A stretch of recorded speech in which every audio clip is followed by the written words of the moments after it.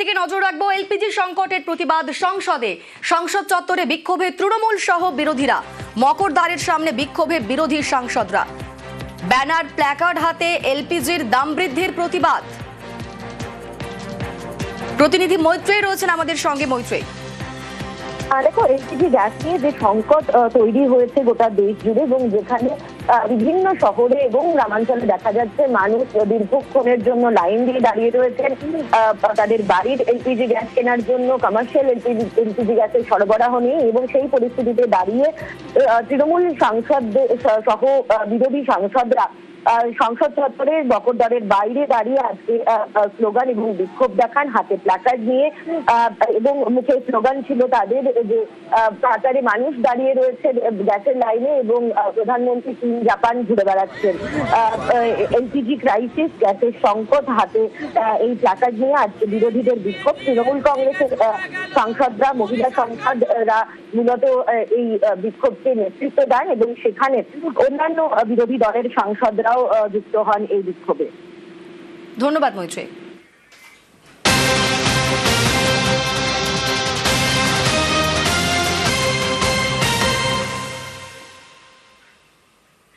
এবার সুন্দরবনের দিকে নজর রাখবো। সুন্দরবনে মৎস্যজীবীদের ওপর জ্বালানির প্রভাব পড়ছে। বেশিরভাগ ট্রলারেই বাণিজ্যিক গ্যাস ব্যবহার। জ্বালানির জ্বালায় মিলছে না বাণিজ্যিক গ্যাস। মাছ ধরতে গেলে রান্না হবে কি করে, চিন্তায় সুন্দরবনের মৎস্যজীবীরা। কি বলছেন তারা শোনাবো। ফিশিং করতে কিন্তু অনেক সমস্যাতে পড়ে যে আমরা খাওয়া দাওয়া করতে পারি না। আমরা তো মাটির চুলা নিয়ে ওখানে জ্বালানি কাঠ দিয়ে আমরা রান্না করতে খুব অসুবিধা হয়ে যায়। কাজ কাম করবার পরে দুগা খাওয়া দাওয়া ঠিক মতো পাইতাম, তাও যদি গ্যাস যদি না হয় আমরা কীভাবে খাওয়া দাওয়া করবো, ফিশিং কীভাবে করবো। এই যুদ্ধের কারণে আমরা গ্যাস পাচ্ছি না। যদি আগামী যদি এরকম যদি হয় তাহলে তো আমরা ফিশিং করার মতন আমাদের সম্ভব হবে না। তাদের বক্তব্য শুনলাম, রীতিমতো সমস্যায় পড়েছেন তারা। আমাদের সঙ্গে সরাসরি রয়েছেন প্রতিনিধি বিশ্বজিৎ।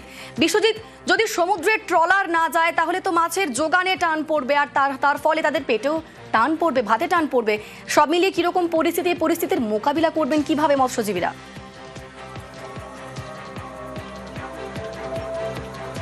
হ্যাঁ দেখো, সেই উত্তর কিন্তু খুঁজে বেড়াচ্ছে এই যে সুন্দরবনের যে প্রান্তিক এলাকার যে মৎস্যজীবী যারা ট্রলার বায় সমুদ্রে যায়, অর্থাৎ এই কাকদ্বীপ সহ নামখানা, ফ্রেজারগঞ্জ এবং গঙ্গাসাগরের বেশ প্রচুর পরিমাণে কয়েক হাজার ট্রলার কিন্তু এই সমুদ্রে যায়। এবং এই যে যুদ্ধের আঁচের কারণে যে মধ্যপ্রাচ্যে যে যুদ্ধ চলছে তার কারণে যে গ্যাসের সংকট দেখা দিয়েছে, তারা প্রতিটা ট্রলারে, বেশিরভাগ ট্রলারে কিন্তু এই এলপিজি গ্যাস সিলিন্ডার ব্যবহার করে। এবং একটা সময় ছিল যারা কাঠের জালে রান্না করতো, কিন্তু এখন কিন্তু তারা সমস্ত ট্রলারগুলো বেশিরভাগ তারা এই এলপিজি গ্যাস সিলিন্ডারের উপর নির্ভরশীল। তারা এই মুহূর্তে কিন্তু গ্যাস পাচ্ছে না এবং সেই কারণে প্রায় বন্ধ হয়ে যেতে বসেছে এই যে সুন্দরবনের যে সমস্ত ট্রলারগুলো সমুদ্রে যায়। একেবারে প্রতিটা ট্রলারে তুমি জানো 15 থেকে 18 জন মৎস্যজীবী থাকে এবং একটা ট্রলার প্রায় 7 থেকে 12 দিন, কেউ 15 দিন পর্যন্ত কিন্তু সমুদ্রে থাকে এবং মাছ ধরে।